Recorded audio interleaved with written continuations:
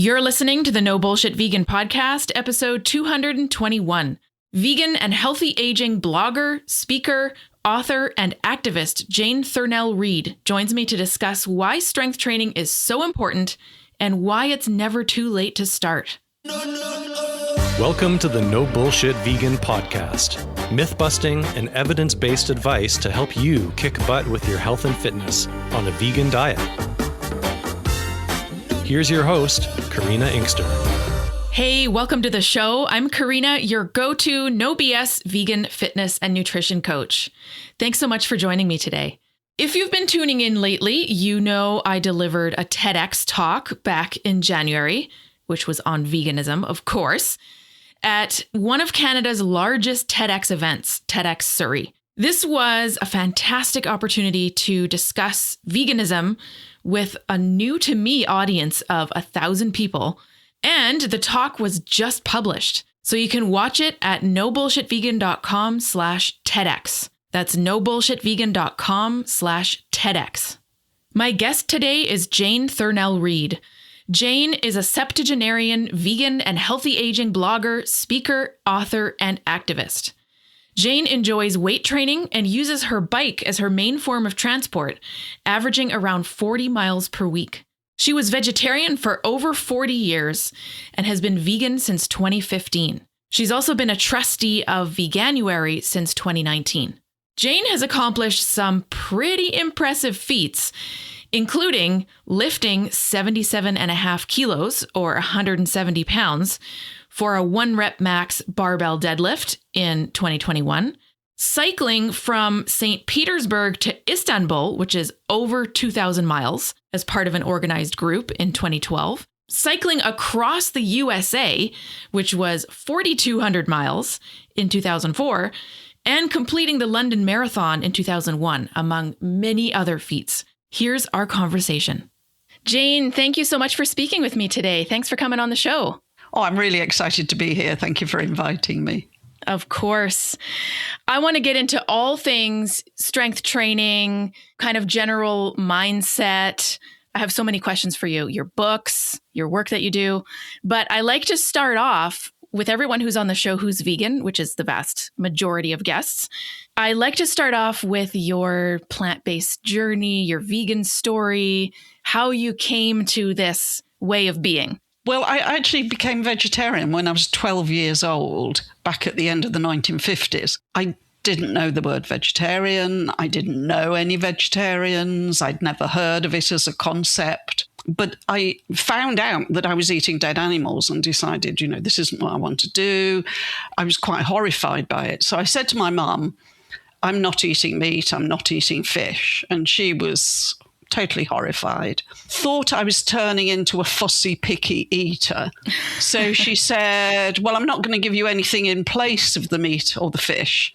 So I had this plate with a blank place in it where, there was no meat, there was no fish, and my brother and my dad and her would be eating all these meat dishes. I mean, she'd give me an extra potato maybe, but that was about as the sum of what she was prepared to do. And she wasn't being cruel. By her lights, I was doing something really silly and stupid, and she wasn't going to encourage me in it. And after 6 months, I got ill. I presume probably I was iron deficient or something like that. And the doctor came and my mum said she's not eating meat. And he was totally horrified and basically said she'll die if she doesn't eat meat. So who am I as a 12-year-old knowing nothing about vegetarian diets? Who was I to dispute that? So I started very reluctantly eating meat again. I went vegetarian again when I was about 21. And again, I didn't do very well on it. So in the end, I decided this isn't working. I'm going to stop. And then I was at a party and I got talking to this couple who turned out to be vegetarian. I said, I'd love to be vegetarian, but I can't. And they said, why not? And I explained, the first time I got ill and the second time, I really didn't feel well at all. And they said to me, well, maybe you're trying to do it too quickly. Some people may need to do it more slowly. And both times I'd gone vegetarian overnight. And they said, maybe you need to do it more slowly. So first of all, cut out red meat and do that for a month or 6 weeks, and then white meat and so on and so on. So I tried that and that worked fine. I know lots of people who've gone vegan overnight from eating meat and have been fine. But obviously, for whatever reason, I'm not one of those. So I was vegetarian from age 25. In 2015, I'm in England and we had a regular event called Veg Fest, and it was held in Bristol, it's held in London, it's held in Manchester and places. And I went to this Veg Fest in Bristol thinking it was actually vegetarian and vegan. And I'm not sure I would have gone if I'd realised it was only vegan. And I went and got talking to Jane and Matthew, who are the founders of Veganuary, which is now a big international event. At the time, it was just the two of them, and they had a stand with like a tablecloth over it and not much else. And, talking to them, and I just came home and said to my partner, I said, I'm going vegan. And I did. So I've been vegan since 2015. So what's different this time around? I mean, you're thriving. Your Instagram handle is literally Thriving Jane. Yes. So did you learn more about nutrition? Did you approach it differently? Like, how come you're now kicking butt with strength training, which we're going to talk about, and not going to the doctor saying, I feel like crap? I don't know what worked this time. I think I do have more knowledge, more information about how to do it. I mean, people often talk about a vegan diet has to be well planned. Well, I think an omnivore diet has to be well planned as well. The idea that it's only if you're a vegan do you need to plan your diet carefully. I mean, if you're an omnivore, you're quite likely to be short of fibre. That's very true. Unless you plan it carefully. You may have too much saturated fat unless you plan it carefully. So, I think whatever diet you're on, there are That's a things good point. You need to look at. Yeah. It is something that comes up a lot, just talking about vegan diets for whatever reason. The well-planned. Yes. Lots of variety. The well-planned phrase just comes up so many times. And it really irritates me every time. I know. They're not talking about a well-planned omnivorous diet or even a well-planned vegetarian diet most of the time. Yeah. So yeah, you got a point there. So that's very cool. So you went vegan in your late 60s. Yeah. Amazing. That's so cool. We have a client who is 79, and I think she went vegan like 4 or 5 years ago, something like that. So all across the lifespan, this is a change that folks can make. Yeah, absolutely. Absolutely. One of the things that happens is when I talk to younger people who are vegans, they go, oh, you're so cool. I wish my mum or I wish my I can't imagine my granny ever being vegan. It's just amazing. I got a lot of sort of praise, approval for it, which, like you as a vegan, I'm sure you don't experience that level of, oh, isn't it amazing that you're vegan from other vegans? Whereas not really. I get lots of approval, lots of, why people are really interested, because they want their parents, their grandparents to be vegan too, because they know the benefit of it. Yeah. That's really interesting. We have another client who's close to 70, but she's been vegan since the late 1970s. Wow. So she's one of the originals. She's just been vegan most of her life. But it's really cool to see folks who are making changes later on. And strength training is one of those things too. So tell me about your strength training journey. When did it start? Was there like some kind of catalyst that got you thinking about it? Well, as a child, I was really unfit. I mean, people assume very often that I've been fit all my life. I'm somebody who's always enjoyed sport, exercise and stuff like that. No, I hated it. Me too. This is very familiar. Yes. And in my 30s, before my children were born, I started going to the gym, but I would only do the exercises I liked. Right. Which by definition is almost certainly not the exercises you need to do, because they are the exercises you generally find easiest to do. So you want to do more of them rather than doing the ones you find hard. So I was doing the ones that were easiest for me to do, I did more of. And the ones that were hard, I did less of. And I spent a lot of time talking to people.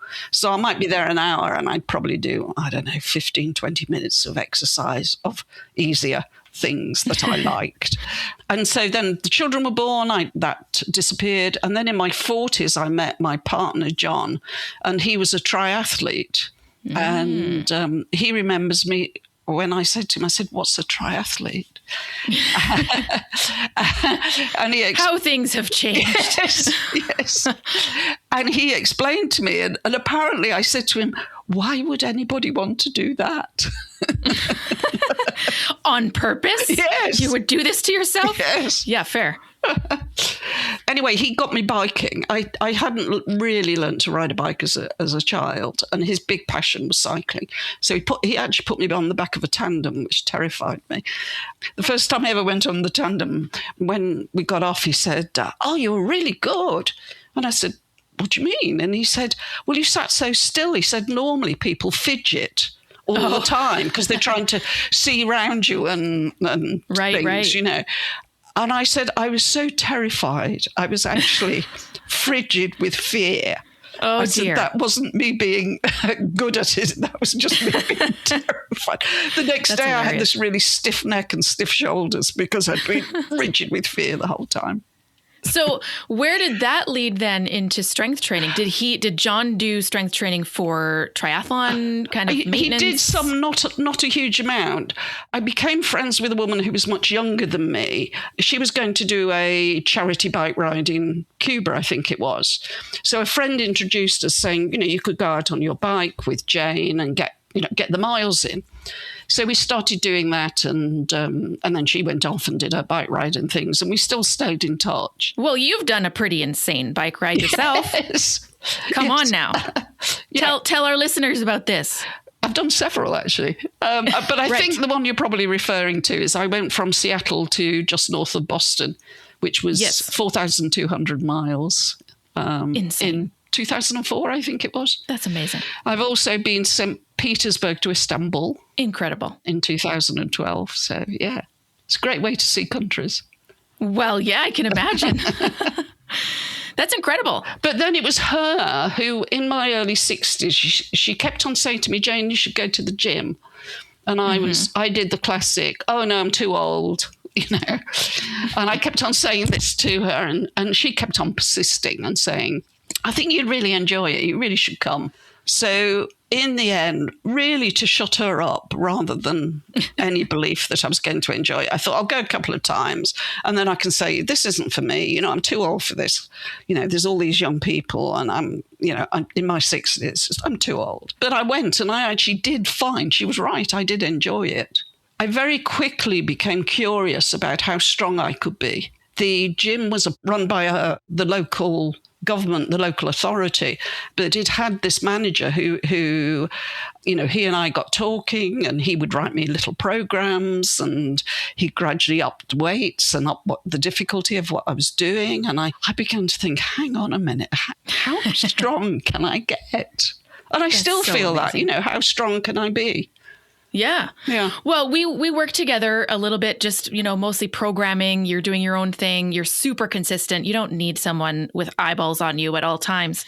But yeah, I mean, you came in saying, hey, I have a deadlift goal. I want to lift this much weight. And hey, I want to see what I can do with these moves. And it's really more about performance and overall strength. And it translating into day-to-day life as well, of course, right? Like, I just saw one of your Instagram posts where you're lifting your own suitcases and, that's being functional in day-to-day life and feeling capable, which comes out of being consistent in the gym, lifting heavy things, not getting injured, making sure we've checked off all the boxes. Yeah. So where does the kind of more exercise specific piece come in? Like, oh, I have a deadlift goal, or, oh, I want to work on this lift. Is this kind of later in the game, once you've been strength training for a while, you now think, oh, I wonder what I could do here? Yeah. I mean, initially I didn't have that as a concept at all. It was, going to the gym is good for you. And I quite like it. And I get to talk to people. I'm a great talker, so let's bonus. Yes. It kept on doing better than I was expecting. And, just gradually I was lifting heavier weights and stuff. And it also did translate into everyday life. But one of my big moments, which I think I will always remember, is I'd been using 5 kilo dumbbells. Are you I think you're in pounds over there, aren't you? know, So in Canada, we're very confused. We use pounds and kilos. Right. Technically, it's the metric system over here, but everyone talks about pounds. Right. So it's about 12, 13 pounds, I think. Sure. And I'd been using some 5 kilo dumbbells for an exercise. And normally the rack was about waist height for me, I guess, where I needed to put the dumbbells. Normally what I would do is I would have to put them both on the ground and then hold one by each end and put it on the rack and then go back down to the ground and put the other one up. And then gradually I progressed where I would be able to do one on its own and then the other one on its own. And then one day I just thought, I wonder. And I went, whoom. And they both. Oh. And I was so excited. That's amazing. Excited. I felt so strong. And even now, whenever I put a 5 kilo dumbbell back in place, I always remember that time when the first time I felt, I can really do this. That's incredible. And it translates into everyday life, as you say. Oh, for sure. Yeah. What's the deadlift progression? Like, what's your PR for deadlifting? Well, I've done 72.5 kilos, which is, I meant to look this. I think, is that 167 or something pounds? Hold on, I'm doing the math right now. It's 159.5. Oh, 159.5, 160. Very nice. Yeah. Right. Call it 160. 60, yeah. And I'd got to 72.5. That's for a 1 rep max, doing it once. Yes. And I'd got to that last May or June, and then I injured my feet.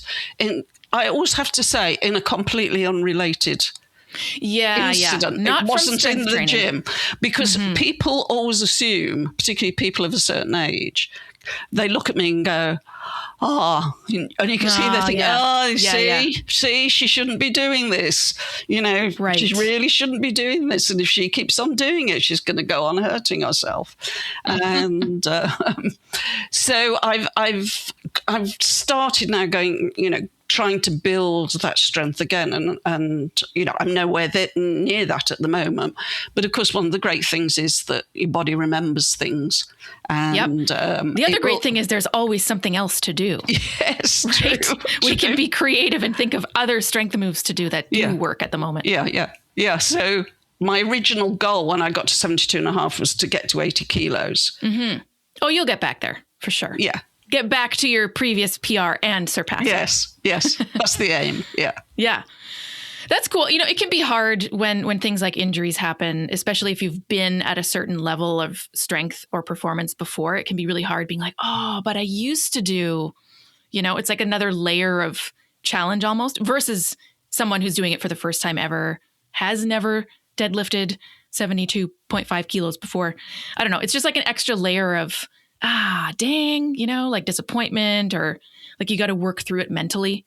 Yeah, I think it's also, for me, being strong, being fit, being healthy is really, if you ask me to sum up myself, how would you describe yourself? It'd be vegan and passionate about weightlifting, and then in that order, passionate about healthy aging, so when I can't do it, it really feels like I'm not being authentic. I'm not being myself. So I have to do a lot of stuff in my head about this is about that you can't do it at the moment, and there's good reasons, and sometimes it's important not to push. Absolutely. Because I injured my feet, but kept on like, I can do this. So I kept on deadlifting, even though I'd injured the arches of my feet. Just crazy. Looking back, absolutely crazy. That was like from some kind of crazy hiking adventure, wasn't it? Yeah, it was. Yeah. I don't normally walk, hardly at all. I use my bike as my form of transport, so I bike everywhere. We walked 15 miles over a weekend, which for me is a lot. Goodness. The first day was up and down cliffs for 7 miles. Oh, my. And then the second day, it was extremely hot, and we were walking through sand dunes.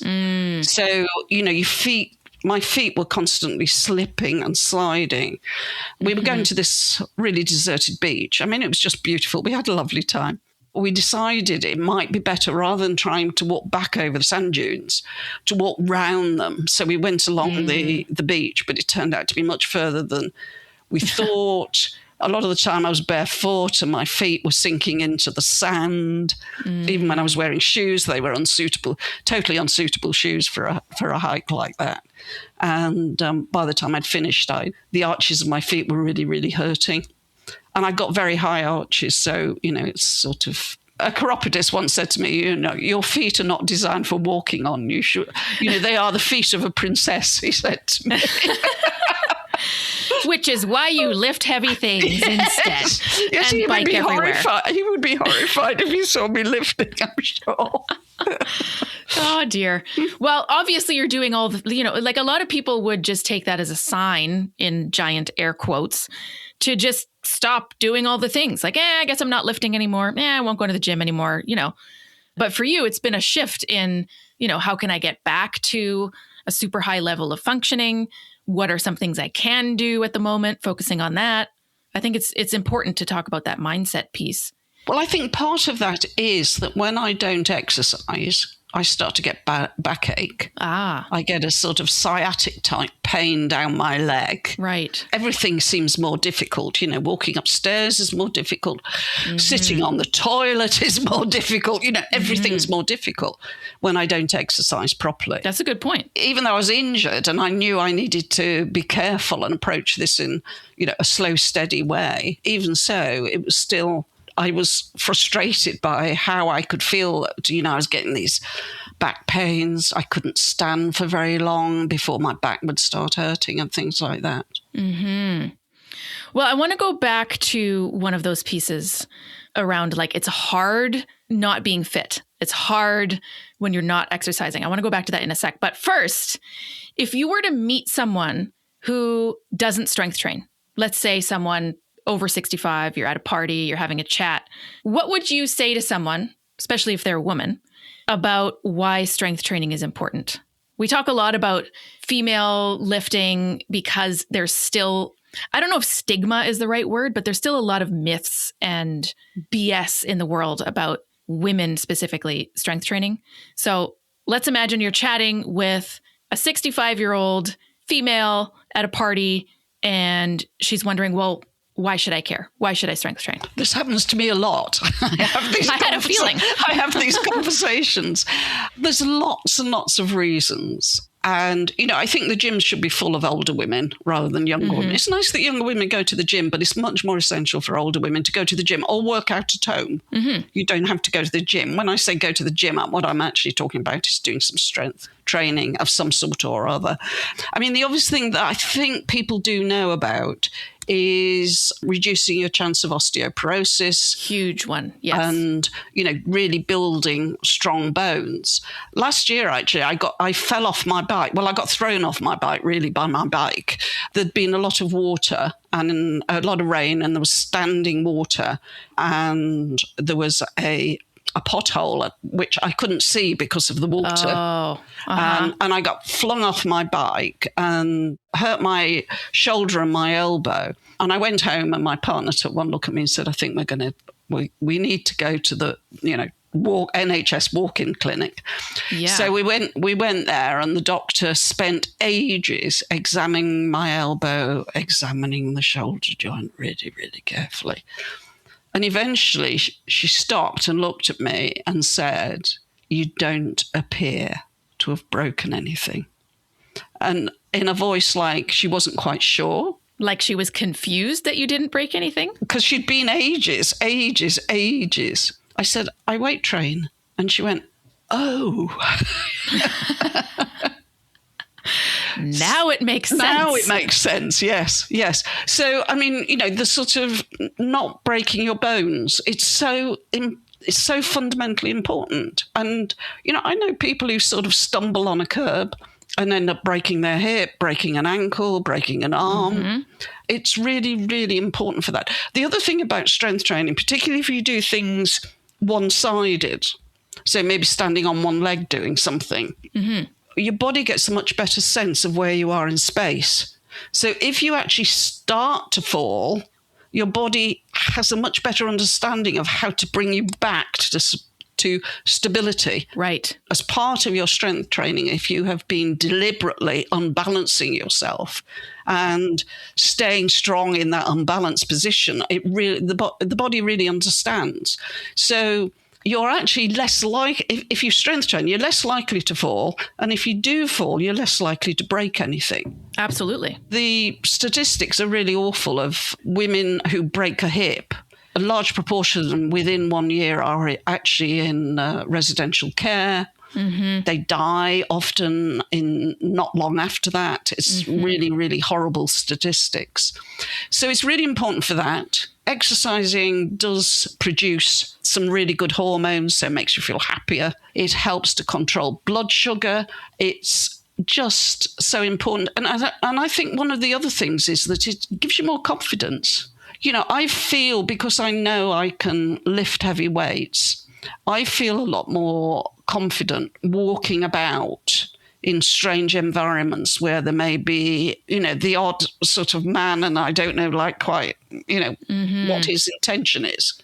You know, he may be some big fellow who's, I'm unclear about his intention. But my feeling is, you know, at some level, he recognises that I'm a strong woman. So, I mean, he may not have bad intent. I'm not saying every man does. But, you know, if he did have bad intent, I think at some level he would know that I'm not somebody that he could, you know, grab a handbag off easily. You know, I might actually hang on to it, or I might hit him with it, or I might kick him. And so it builds a level of confidence that I think is really important, particularly for older women. Yeah, and it's hard to describe to someone who doesn't lift, who doesn't strength train, exactly how it feels.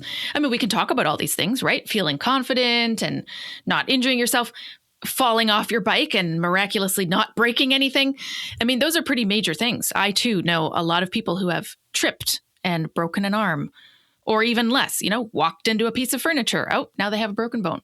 Yeah. So yeah, I feel like we can tell people this, but they kind of have to experience it for themselves too. Absolutely. Yeah. I mean, I've said to people, I wish I could bottle how I feel. Yes. Being as fit and healthy as I am at my age. Exactly. And that I could, you know, give it to you. Yeah. And you could just experience it for half a day or something, you know, because if you did, you'd actually say, I want this permanently. I want to feel like this all the time. Yes.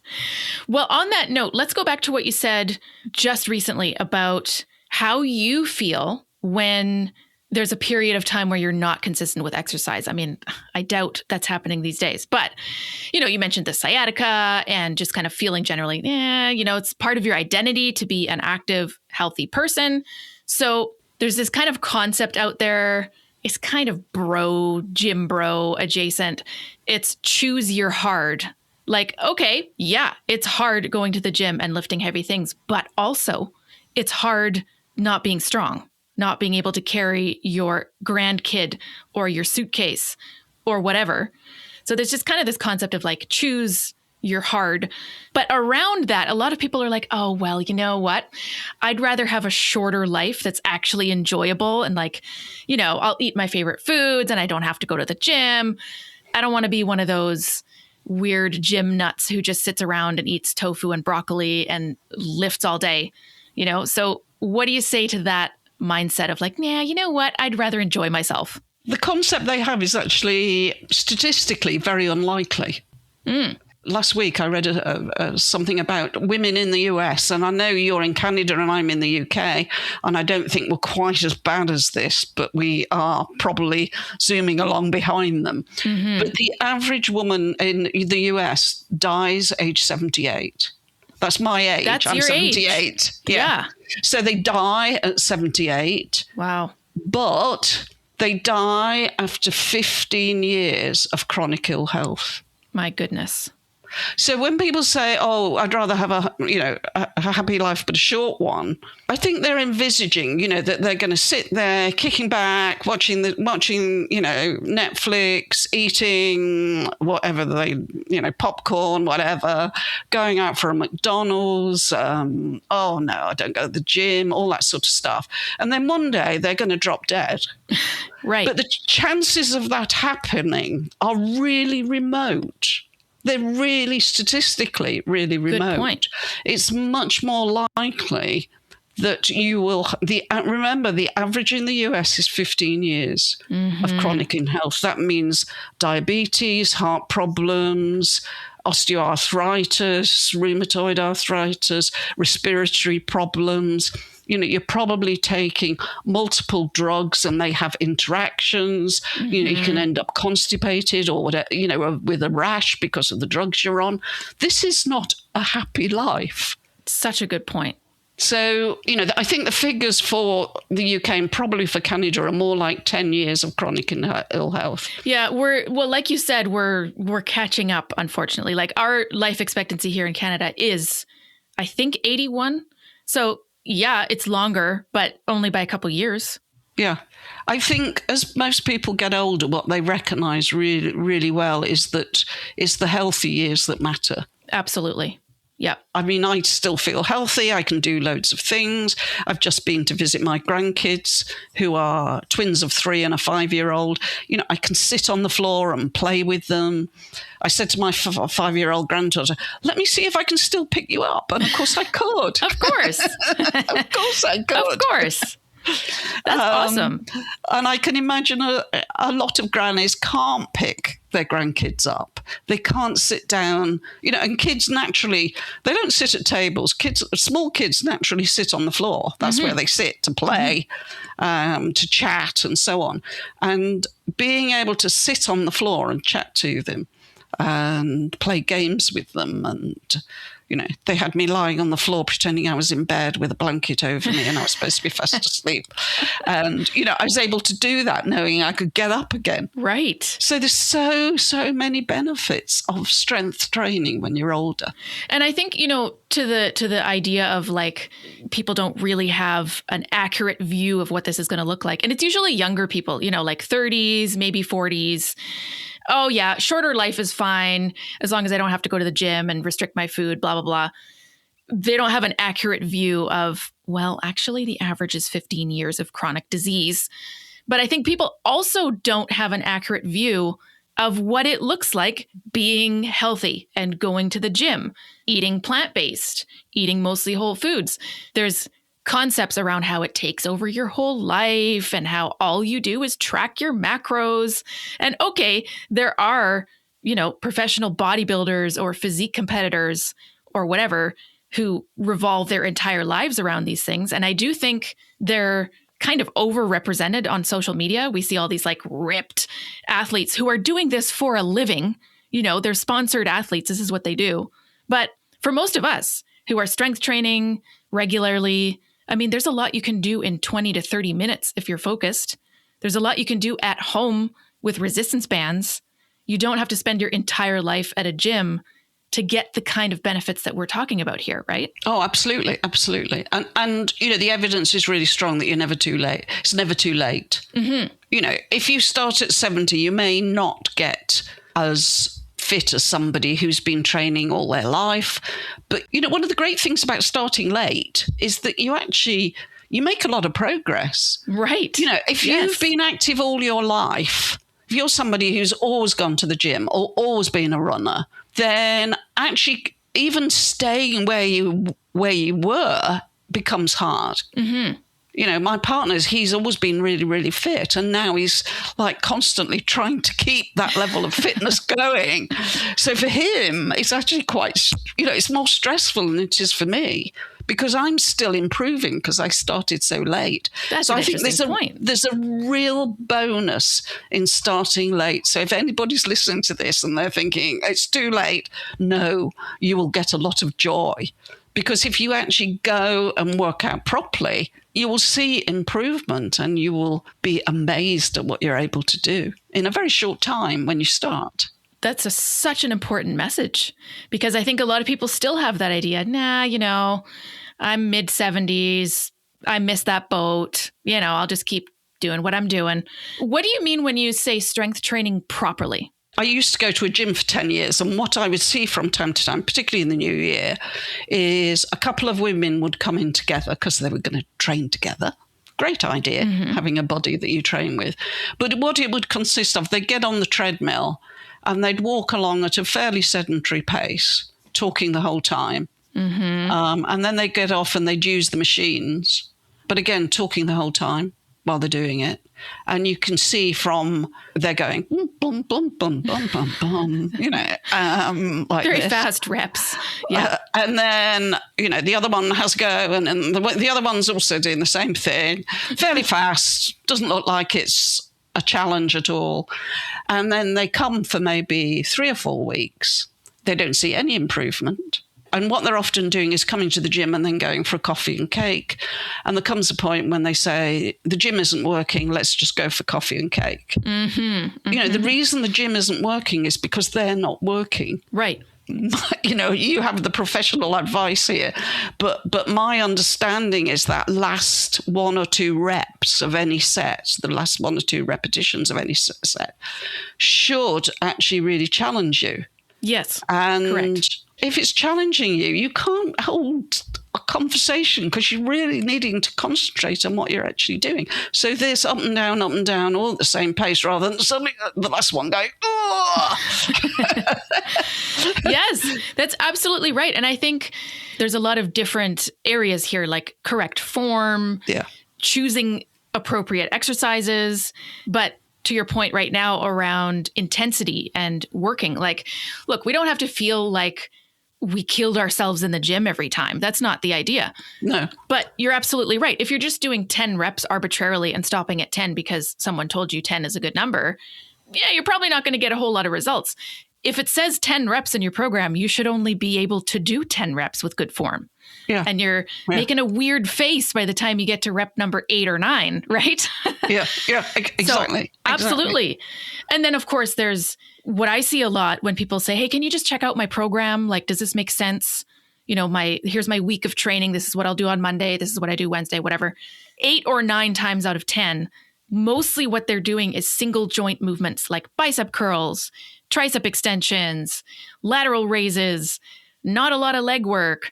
And if there is, it's machines. Yeah. Right? Where it should be exactly the opposite. Mostly compound lifts like your deadlifts, squats, bench press, rows. That should be the majority of someone's workouts.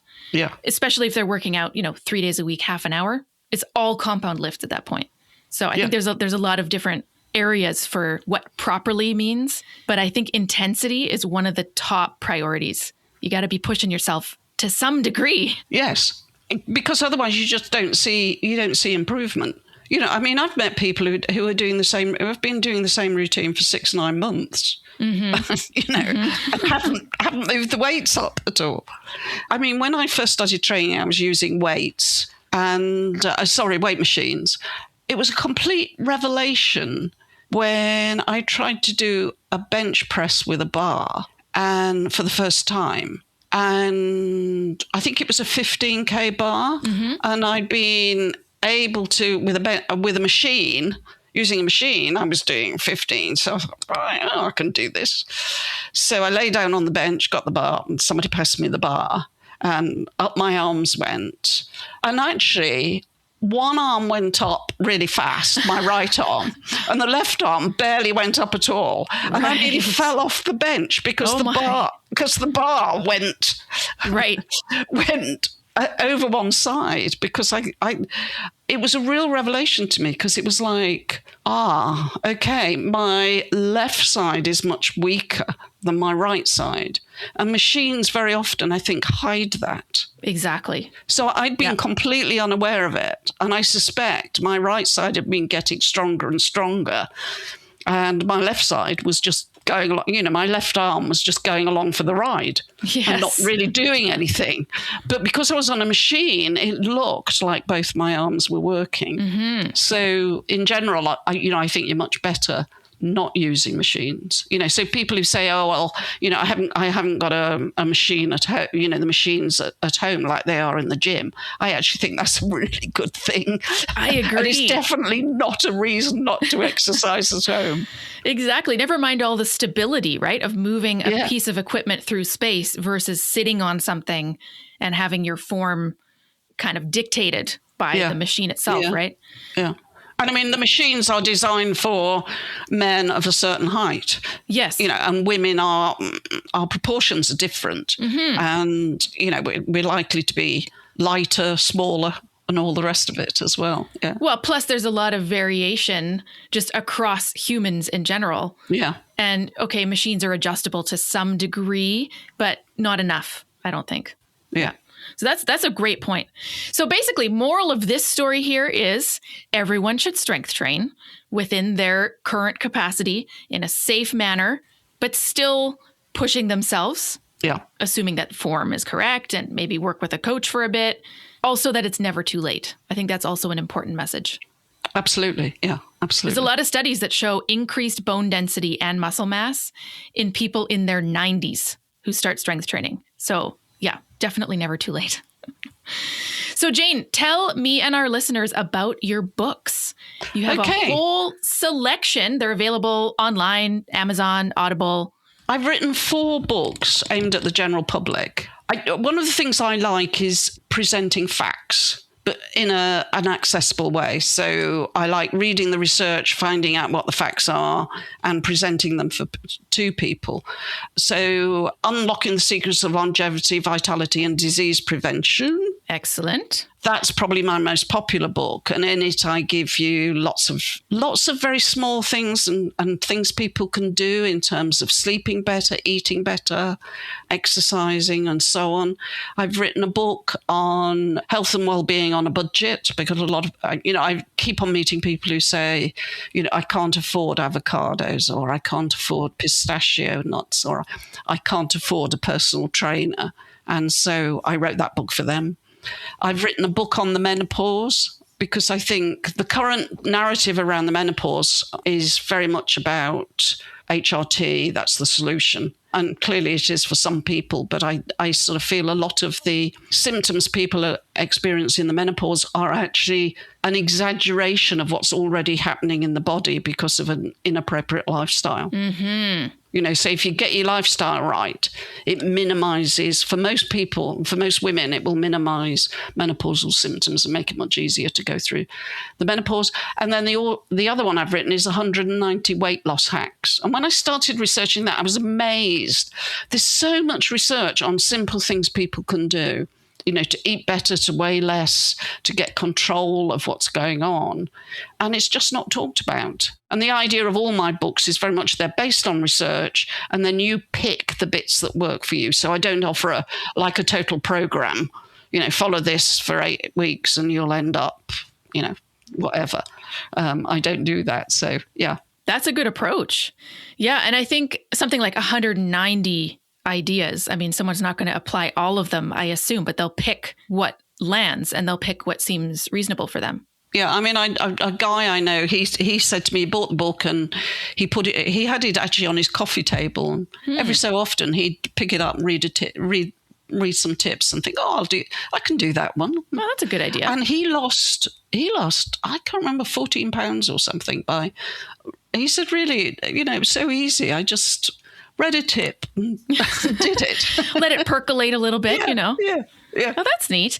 Well, we are going to have show notes. Can you tell our listeners what your website is? So my website is janethurnell-read.com. Easy. Your name.com. Yeah, that's right. And then I've got an Instagram channel, which is @ThrivingJane.